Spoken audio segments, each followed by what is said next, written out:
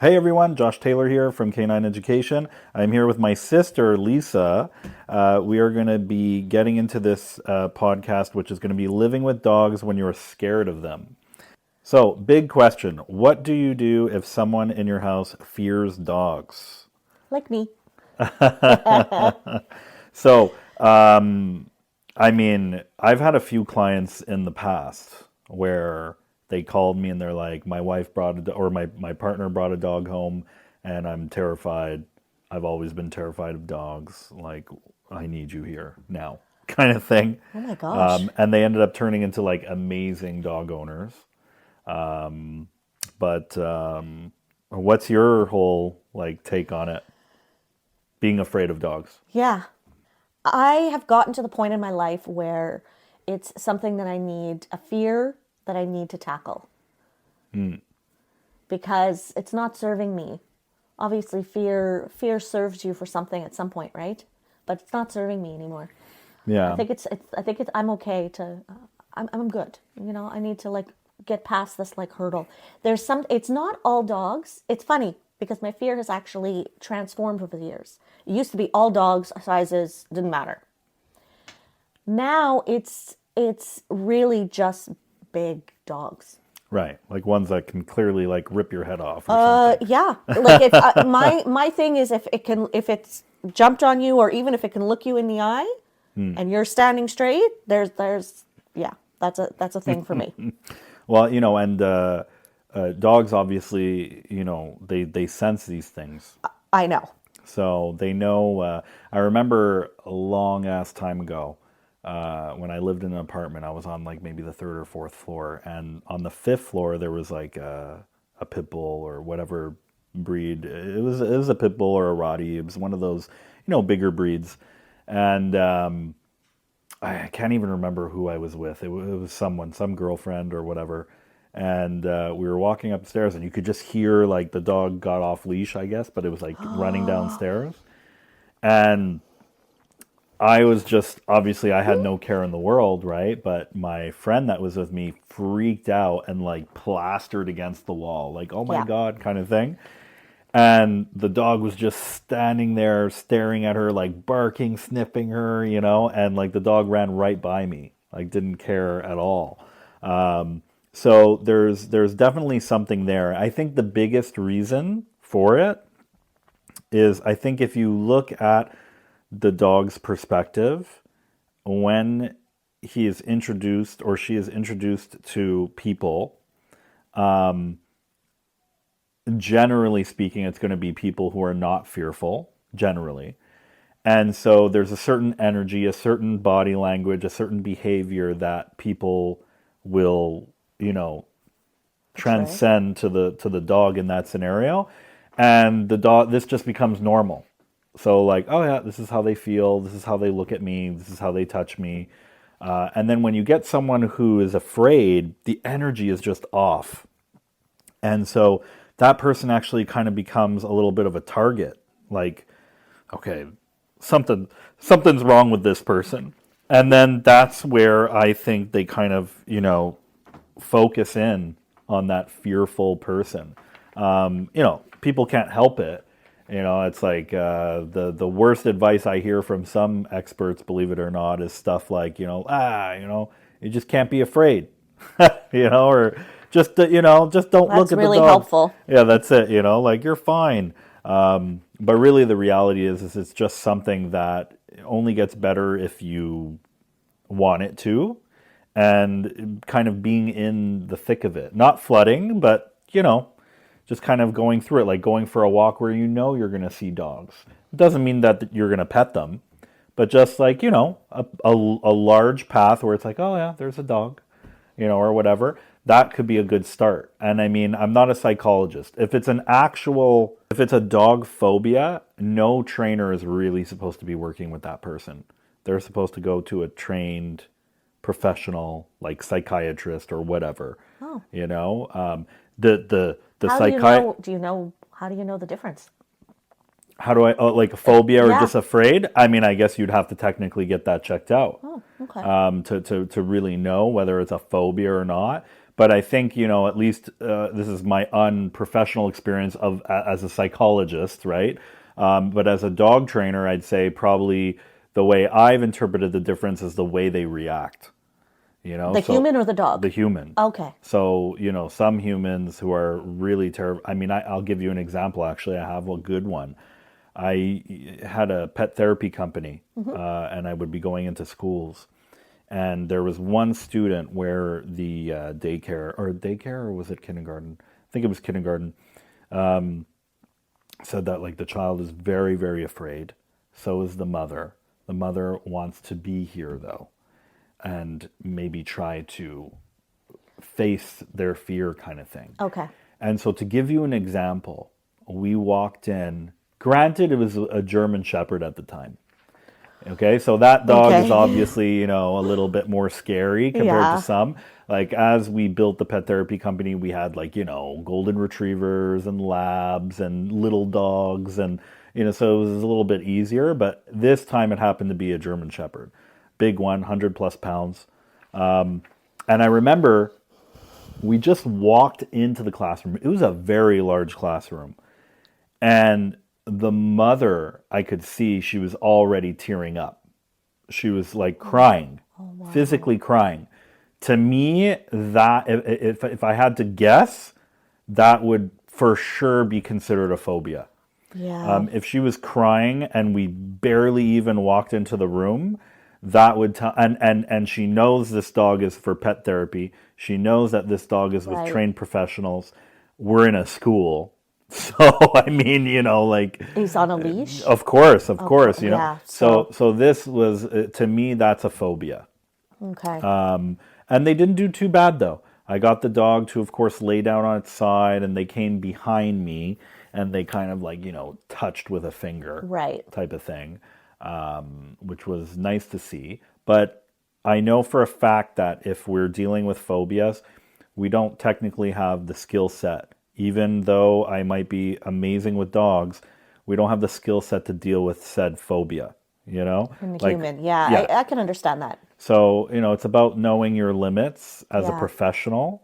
And I find that that is crossed a lot where there is a major fear. I don't know if it's a phobia, and trainers will still try to charge them and help them. And I understand that they might be just trying to do, their best to help, but also, meh, like that bothers me. Anyways, so, there's definitely A difference a between the two. difference. Yeah. Yeah. If I were to look at myself, I think it's more of a fear. I would think that only because if I can be okay around certain dogs and not and like kind of have a little bit of a against others, one would assume that it's not an overall phobia. That's just my thought process. Yeah. So Yeah. I think think that it's makes more of a sense. fear for me. Yeah. So, if it's just fear, one way to gradually get used to it is again, forget about petting, touching, talking even to the dog, but just literally being in the vicinity of a dog. I know this sounds funny, but I'll give Okay. you a great example. Well, obviously, people listening who are local will know this. There's a park called Terracotta here. Yeah. Okay, I'll explain why I mentioned Terracotta as opposed to mentioning like Angel Woods, which is technically closer to us. Terracotta, there's a dog park. Now, at the dog park, there's like a big parking lot, and it's very rare that I see dogs off leash going from the parking lot, for example, or the trails in the woods. It's very rare that I see dogs off leash going into the dog park. Meaning, I know it sounds like a lot of effort, but you driving, going to Terracotta, and just going for a walk, obviously not in the dog park, but just around, and just hearing them play, running back and forth. There's a fence, right? So I mean, you're on the other side, and just walking and just listening, just watching. That I would say is a great soft start Okay. in just kind of building like what's okay, what's not okay. I think people underestimate how much you can learn in just seeing that. If it's something you really want to get over, that is, some Yeah. people, but that would be a great start. The reason why I don't mention something like Angel Woods is because Angel Woods, everyone comes out of the car with the dog off leash. So that is a setting where it would not work out for someone who's fearful, because even though you're out of the dog park trying to just, coexist, obviously the dogs are going to be running up to you. Versus this is very rare that this is going to happen at Terracotta. Very Okay. rare. So that would be a good place to start. Okay. And then from there, we can get into things. Like it could be even a scenario where you come with me. I always say puppies because puppies are young, innocent. You can even shadow me. You can come with me to one of my sessions where I'm dealing with a puppy Okay. so that you can see like, okay, like these dogs are not so bad, and so on. So that could definitely help. I will tell you this though, when you are trying to get over these fears, you will run into people who do this thing, okay? And it's very frustrating, even with people who are not fearful. They need you to meet their dog. Yes. Their dog is just so good. Oh, you don't understand. You don't understand. My dog is like the nicest dog in the world. I know you're afraid, but trust me, this dog is blah blah. I've heard this a bazillion times before. Okay, Yeah. and so this forcing the dog to interact with someone, especially someone who's nervous, let alone not nervous, but especially someone who's nervous, very very bad. Because number one, you will hesitate, you will be shaky, you will have a different energy, and already the dog is going to be associating that this is weird. And then the fact that the owner is going to be kind of pushing the dog into you in a way will automatically offset the regular behavior from the dog. So the dog will automatically think something is up with you. And why are you forcing me over there? So this is all bad stuff. And contrary, by the way, to what a lot of people say, you do not put out your damn hand to say hi to a dog, or like let the dog sniff you first thing. It's not from your hand. You're supposed to just completely ignore the dog. That's proper socialization. You let the dog come and sniff you, and you keep talking to me or whatever. Okay, so I've been doing one thing good. Yes. Okay. What it drives me absolutely crazy is people thinking that the best way to socialize your dog is when you tell people, okay, stick out your hand and let the dog, this is not good. Okay, because it can usually lead to awkwardness. And that's the thing about dogs. Dogs are so good with body language that they will figure out when something is awkward just based off of that person putting out their hand. They'll know that it's not right or it's weird. And God, if I got a penny for everyone that put out their hand and then got bit, I would be a Right. millionaire. So I mean, it's something that people need to really grasp. That exposure and socialization, and the dog coming up to the human. Let the dog do its round. Don't even try acknowledging the dog, especially if a dog is timid or nervous, let's say. You might not know that, but if the dog is timid or nervous, they want to feel invisible. So a lot of people will make the mistake of the dog comes and sniffs them, and they'll be like, oh, okay, I guess he's fine. And they'll go down and try to pet the dog, and then the dog has some kind of reaction to that. Okay. So when I walk into a home, I completely ignore the dog. Dog, to me, the dog doesn't even exist. I'm talking to the human. Sometimes, not often, because most people understand what I'm doing, but sometimes I'll get a comment like, your dog trainer, do you not like dogs? Like, you haven't even pet my dog once, or something like that. I go, no, that's just my protocol. It's what I do, especially because I deal with behavioral. So I'm dealing with cases that are, not fun, I guess. Yeah. So if people out there where you have a nervous friend or whatever, stop trying to force the dog onto them. This will only make matters worse, whether it's on the dog side or the human side. Even if you had a positive experience where you did force this and it did work, this is like go buy a lottery ticket. because you got real lucky. Yeah. But it's not something that I would be, kind of doing. So, can you overcome your fear? I guess is going to be our next little thing. What do you think it would take for you to actually feel comfortable, like around a dog? I have been around dogs. I have friends that have dogs of all sizes. And I've been exposed in all different kinds of ways to these dogs. It's my level of anxiety and discomfort or comfort that come into play depending on what it is. Okay. For myself, I am always I cannot relax. So like sitting on a sofa or sitting in a chair and being open like this kind of thing where there's nothing protecting me, so to speak, makes me very, very nervous. So the idea of like a dog being able to like come close Yeah. to me in any way, shape, or form without some sort of protection. So I'm usually always standing. Yeah.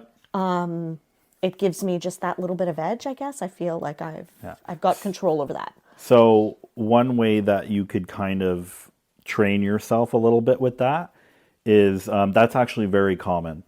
If I'm dealing with, let's say, a very aggressive dog, it's very rare that I'd sit on like a couch. So believe it or not, one thing that I usually, when I'm dealing with just fearful people in general, is the kitchen table. The kitchen table is a great Right. place to sit Yeah. because this way the dog gets to sniff you. And if you keep your hands on the table and you just focus on whoever is at the table with you, you're doing all of the right things. You're ignoring the dog. You're not giving the dog any attention. You're not giving any weird signals to the dog. The dog gets to sniff you, and then, the dog is going to move on.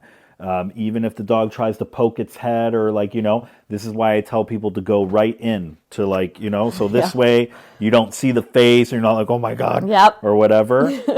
This will absolutely help get you to like a different level when you do at least go to someone's house. So if you're standing and they're like, "Oh, why don't you sit down?" I'm just a little. Oh, my dog is so. I understand. I Yeah. understand. Do you care if we sit at the table? No, sure, that's fine. And then that way, that's a great way for you to kind of get exposed without feeling vulnerable. So I do that with a lot of people, and I do that with myself when I'm dealing with extreme aggressive dogs, which won't be the case for you. You're not going to deal with extreme aggression, Yeah. in that sort of scenario. But at least this way, you'll feel a little bit more comfortable. Yeah. But you have to say it, because if you're on the couch, then yeah, I mean the dog will be like in your face, right? Yeah. So, yeah. Yeah. I also am very, it shows that I have at least some empathy for these pooches because I always hate when the owner is like, I'll put him in the other room and close the door. Because I feel like it's my fear. Shouldn't have to punish the dog for it. You know what I mean? Sure, So but I always try to like, yeah, and that's good that you do that. But like on the other side of things, I mean, I guess I'm just kind of numb to it. But I mean, that's not punishment. You're not punishing the dog. I mean, in the grand scheme of things, I mean, I guess it's all about perspective at the end of yeah. the day. But for me, I have no problem putting the dog in the other room for a little bit if it makes the other person feel comfortable. Oh, Just okay. like I would have no problem putting the a person in another room to make my dog feel comfortable. You Oh, know, okay. so there might be a scenario where my dog is nervous of this person, and I'll be like, oh, okay, that's weird. Well, look, how about you and I? We go into the kitchen. I'm gonna close the door, or whatever. That way, my dog is comfortable, and and so I don't think there's anything wrong with that. Okay. But yeah, it's nice when you're trying. Yeah. So but like also even though like, I guess you should just pick up on what the people are saying too. Right. Like someone says like, oh, it could be a little weird with people. It's like, well, Okay. that's probably not a good thing, you know? So yeah, speaking of which, oh wait, you know what? What? Why don't we tell people about the situation in PEI? Oh no. Yeah. So how old were we at the time? Okay, so I was maybe 14. Oh shit, so I was like what, 10? No, you were 8. Oh my god. Yeah. Wow. Shit, you're much older, eh? Yeah. Thanks. Thanks for that. Okay, Yeah. so I was 8. Yeah. My god, I was Jet's age. Wow, that's crazy, huh? Yeah. And we were wow. That just goes to show you perspective-wise of how independent we technically were, eh? Because we were biking, we were pretty far from like where we were, Yeah. if I remember correctly. Well, like, I mean, you can't, like, I mean, you're driving everywhere in PEI. So if you didn't, we and were we lived biking. in like Farmville. Yeah, and so we were biking, we were pretty far, and we were on like a main street and everything. Yeah. Yeah, that's Yeah. true. Yeah. We used to, so the whole idea was like, we would go to like the corner store, which wasn't the corner store, it was a trek. And you're surrounded by all farms, right? Yeah. And everybody has dogs. Yeah. And nobody leashes them. Right. And it was terrifying. Like, I was terrified. And I remember even then, at that young of an age, you were so full of wisdom, Josh. These little dog wisdom nuggets, I guess, is like, the situation was these dogs started chasing us. What were they? Rottweilers, They I were think, right? Rottweilers. Yeah. And Two of them. And I don't remember, were we on foot? No, we were on our bikes. No, we were on our bicycles. That And I I remember. was just like, like, picture this, me cycling up a fucking hill, like this kind of an incline, screaming my ass off. And you were like, you had stopped. The dogs just went right past you. And you're yelling after me, just stop. They just want to smell you. It's just like, they can smell your fear. I'm like, fuck this shit, I'm out. And yeah, and they caught up to me clearly because I was not going very fast on a hill and just jumping on me. I was I remember that part vividly. Unfortunately, I don't remember the part after that. I don't either, because I think I disassociated, quite frankly. So did you eventually stop? I had to, like, yeah, I stopped. I think you eventually stopped, and they just kind of barked at you, and then they ran back home, Yeah, right? yeah. Yeah. So I was right. Yeah, you were right. But I was just, my fear was just. Of course, no. In all seriousness, it's a lot harder to just do it. Yes. You know what I mean? Like when that kind of situation happens. Also, it is still a 50-50 risk. Like, yes, they're going to catch you. So eventually, if they're going to bite you, they're going to bite you anyways. Yes. You know? I guess. And I'll give you a good example. I did a conference for Canada Post.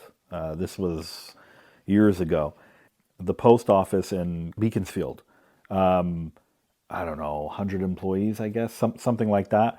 Apparently, I got the email basically saying that there was a lot of attacks happening. A lot of mail couriers getting attacked. Yeah. We need help.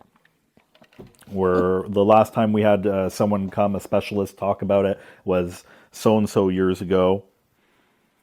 So I went, and I have to say it was pretty negative. You know, it was pretty negative. Everyone was very negative about what I was trying to tell them. So think about your scenario. Yeah. And what we just discovered in that situation, right? We're both biking. 2 Roddies come freaking chasing us, right? I stop. Boom. They go right by me, right? And they're, reacting to you, or, you're trying to pet. Then you finally stop. They bark, and then they take off, right? They go. So here I am now. I'm at Canada Post, and I tell them, I go, one of the biggest mistakes that you can do is fight back or react towards the dog. Oh boy, I could see it all over their faces. Oh, what do you mean? I'm not going to just stand there and get attacked, or I'm not going Well, to yeah. stand there and get bitten. Some mail couriers were pulling out pepper spray. They said we have pepper spray to spray the dogs. I had some where, well, the old trainer told us to kick the dog really hard and this and that. And I had a German Shepherd with me. And I remember saying, I laughed and I said, I would love for you to come over here and try kicking this dog. You have 80% chance of getting attacked if you kick this dog.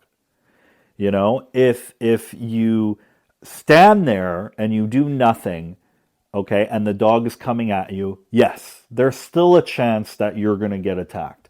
But, you're going to get attacked either way, and so if you stand there and you do nothing and you follow this protocol, then, you might have a 30 to 50% chance of getting attacked, which is stand there, don't stare at them. Don't give your back, but don't stare at them. You know, the reason why you don't want to completely give your back or not look at them at all is because, I mean, we're in survival mode right now. So you have to kind of look at where and what they're doing. Okay. Like you have to a degree. Yeah. You just don't want to be eyeballing them like you want to freaking kill them, Right. because that's going to obviously make it worse. And you should always be pivoted on the side. It should be a side stance when a dog is coming at you.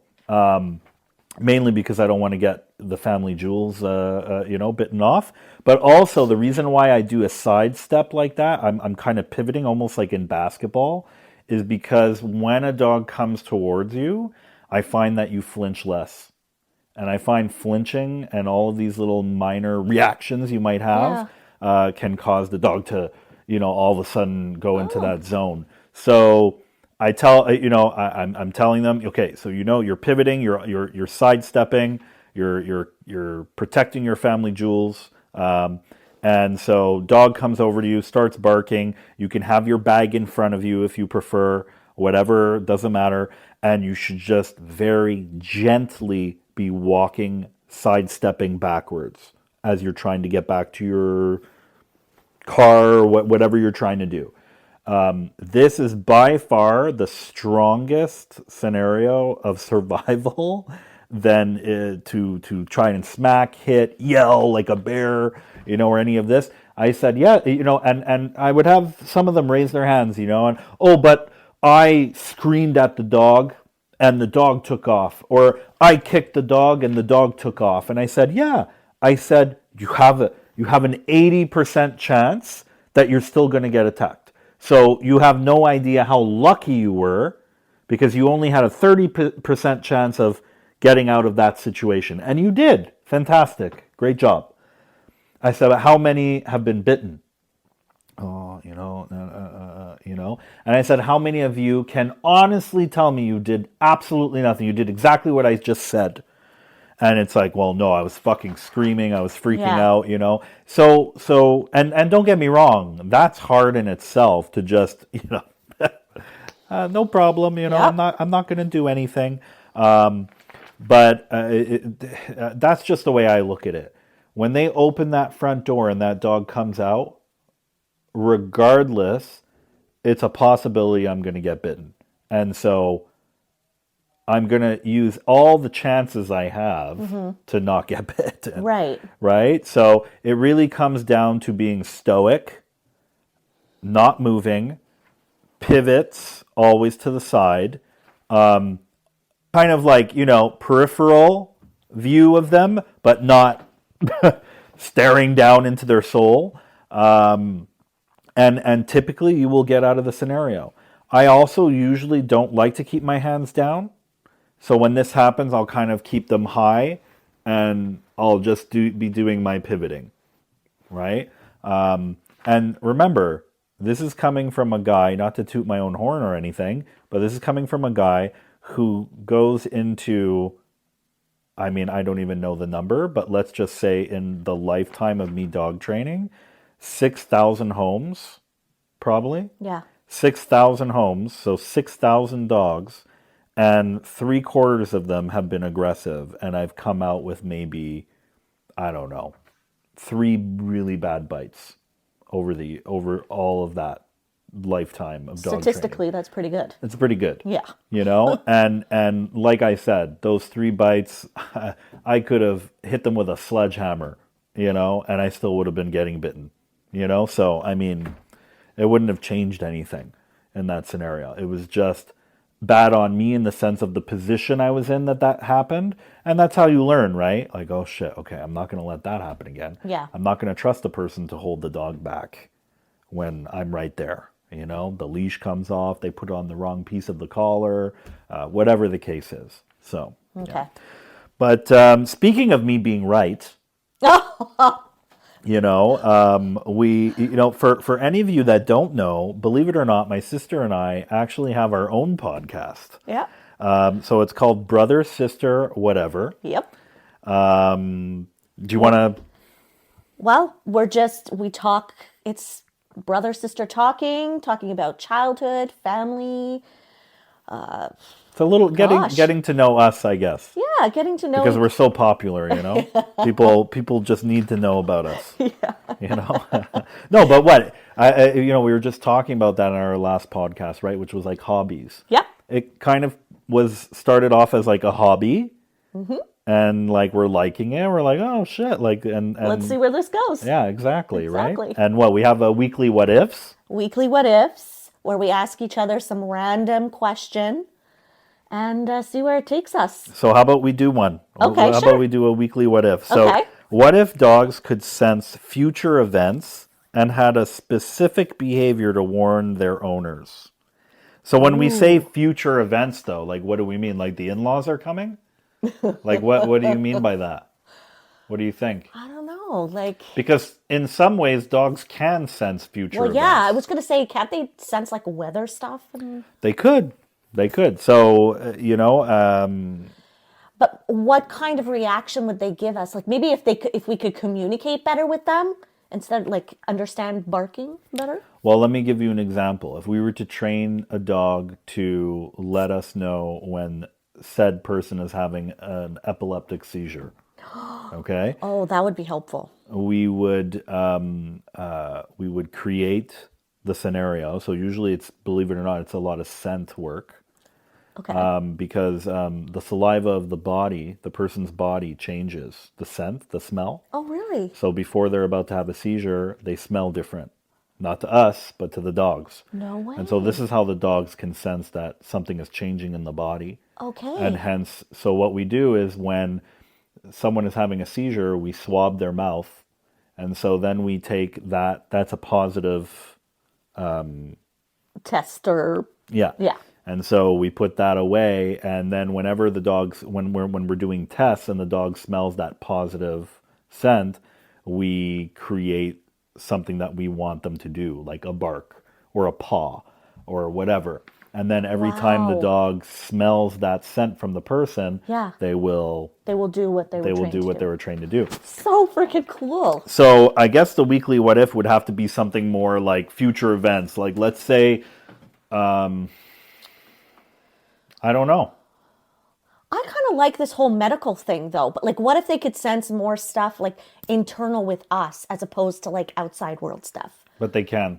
Oh, okay. So then Like that doesn't cancer really... and stuff like that? Yeah. They can. Okay, see? Have you ever heard stories like where they are like poking the breast of the human? Okay, yeah, that's true. And then they go and they find out they have breast cancer, but because Yeah. they found it early, they were able to... Yes.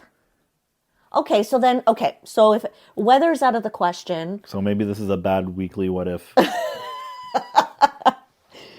why don't we do the weekly what if about the family pets? Do you remember what that was? No?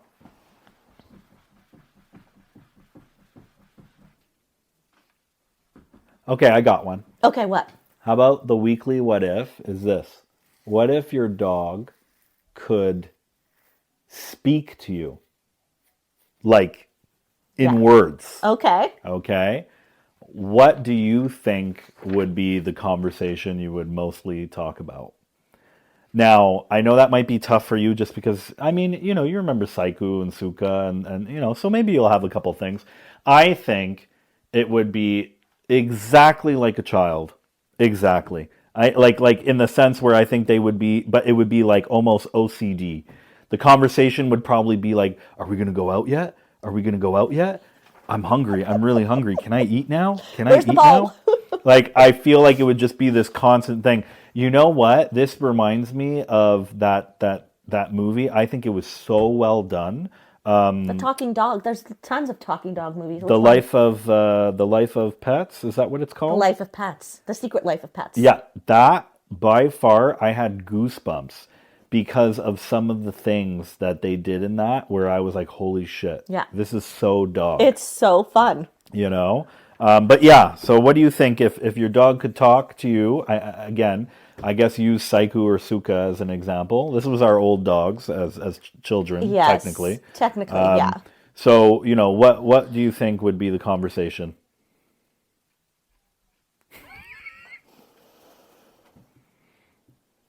I don't know. I feel like I would use my dog more as like I feel like the conversations will be more like psychology related, like Why, like a like therapist, as if it's Chat GPT for you? Yeah, maybe. I think Okay. that'd be fun. Like just have like intellectual conversations with your dog. Why not? Well, why not? I mean, honestly, I think in some ways they're just so pure. So I think if they Yeah. could really have a human voice, I think we would be very surprised at just how big-hearted they would be. You know what I mean? Like, oh, I look Like like all shit love. today. And it's like, no, you don't. You really don't. Yeah. You look beautiful. Every day is beautiful. Yeah. Like, I could so see It's true. most, just the way they look at us, and there's something about them where I think the conversations would be very, very much like that, Yeah. and That's so sweet.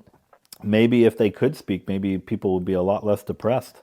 I Or know, afraid. I yeah, was just going to say, like, I feel that maybe a little bit, a part of the fear for me is like not knowing what right. they're thinking. Right. You see, and that's the difference, right? Because I recently, I'll give you an example, no names, but I had a client where their dog was playing with another dog that they just got, and they were very, very clearly thinking that they were being aggressive. You know, The owner thought the dog yeah, was? Oh, yeah. okay. That it was not play, and I remember like 2 seconds of it, and I was like, "Oh no, that's play. Like they're fine," And they're like, "Really?" Like to the point where it was almost like tearful for her to see this, and I Oh, was like, "Oh no," I'm like, "That's fine," and so it saddens me a bit because like just to look at that and kind of feel like it's wrong when it's not, kind of thing. But like, there's a lot of those kind of scenarios where I find that people are just not understanding. So yeah, because I think if they would notice that, if you're right, if they could talk, I think people would be a lot less afraid. Like when the barking is happening, it's like, hey, how's it going? right? What are you up to? Don't go on my lawn though, okay? Or whatever. I think it would change a lot, Yes. or versus like maybe one dog, he's barking and he's like, keep going, keep walking, like kind of thing. You're like, oh, okay, I'm not messing with that one, or whatever. But that's probably some of the conversations they're having, and then other barkers are just like, someone's here, someone's here. Oh no, never mind, they're gone. And I and love then it. oh, someone's here again. Do it from the mailman's perspective. What would a dog be barking? Well, mail courier, I mean, they reinforce the behavior. So when the when the mail courier comes to the house and the dog is barking, typically it's either alerting or intruder on my lawn, like, oh my gosh, or it's actually play. But regardless of which one it is, While the dog is barking, what does the mail courier do? Well, the mail courier comes to the door and then the mail courier leaves. So in the brain of the dog is being reinforced because no matter how or which way the dog is looking at it, they're associating that them barking is getting the person to leave. And so hence it's reinforcing No the behavior. way. So every day it's being reinforced as a positive. At least this is my theory and how I look at it. So you think, for example, if I were to, not a mail courier, obviously, but if I went to a house, a friend's house that I've never been to before, never met their dog, and I walked in and they were barking at me and I left right away because I was too fearful. I couldn't do it. That would maybe reinforce the next time that they saw me, that if they barked, Yeah. that I would leave? Yeah. And it is also dependent on what their thought process behind it is. Right. But for example, if I truly believe that dogs don't do anything unless they get something out of it. Like it has to be positive for them. They're really not built the way we are. Right. We do things that are not good for us all the time. But typically they will always do things that are in their favor. And so what I mean by that is when they are barking or reacting and we're telling them like, be quiet or whatever, and we're upset about it, the most common experience I get is people will say, what's wrong with them? I tell them 100 times a day to stop doing this and they keep doing it. It's usually because it's positive. Because whatever is reinforced as a positive is something that they continue doing. Dogs don't do stuff negatively. Just like if I touch my hand and I burn myself, I'm not going to do it again. So if we're dealing with a dog who absolutely loves having people come over, then typically there will be less barking. Now, before the dog enthusiasts there start chattering away about this, yes, there are dogs who will bark, obviously, and they still want the guests to come over. But you'll notice that it isn't as extreme as a dog who's like, clearly, I don't want anyone on the property. And those dogs are the people who complain the most to me. And it's very clear. Mailman comes, I bark, mailman leaves, reinforced. Don't worry, guys, I took care of it. He's gone or she's gone. And then the next day, the same thing happens again. So no matter how much times you yell at the dog associates the positive. So, they're instinctual creatures, right? So they're going to keep doing it. Now, if I can rewire, this isn't a dog training session though, but if I could rewire the dog and get the dog to associate that, hey, guess what? Even if I'm quiet, the mailman comes and then the mail courier leaves. Oh, interesting. I don't need to speak. And the mail courier still goes. Then the behavior will change over time.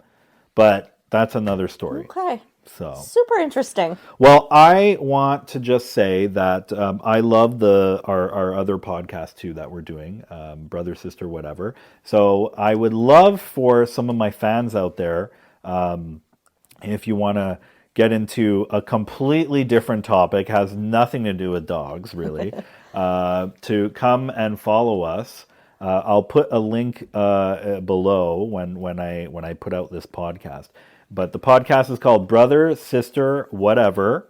Yep. On Spotify, Apple Podcasts, everywhere you find your podcasts. Exactly. And I would love for some of you to join in on some of our conversations.